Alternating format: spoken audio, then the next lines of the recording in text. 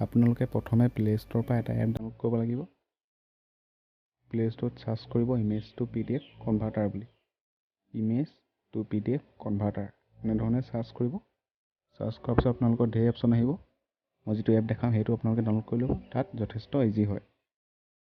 তললৈ আহিলে আপোনালোকে দেখা পাব। এইটো আপোনালোকে দেখা পাইছে।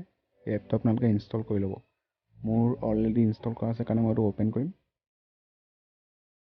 অ'পেন কৰিলে এনেধৰণে আহিব। তলত যিটো প্লাছৰ চিন দেখা পাইছে তাত ক্লিক কৰি আপোনালোকে দুটা অপশ্যন ওলাব। আপোনালোকৰ যদি ফটোখিনি মৰা নাই তেতিয়া কেমেৰাত ক্লিক কৰি মাৰি ল'ব। মোৰ মৰা আছে কাৰণে মই ক্লিক কৰি পিনি ফটোখিনি মই চিলেক্ট কৰি ল'ম।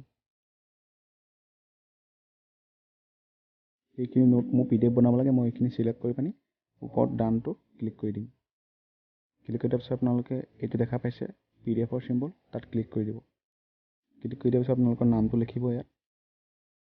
তাৰপিছত তলত যিটো ইমেজ কম্পেৰিজন দেখা পাইছে তাত আপোনালোকে একেবাৰে হাইটো ক্লিক কৰি পিনি অ'কে কৰি দিব।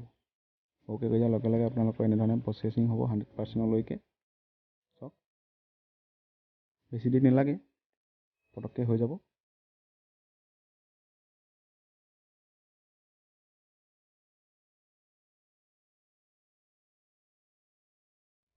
প্ৰচেছিং হোৱাৰ পিছত আপোনালোকৰ এনেধৰণে আহিব।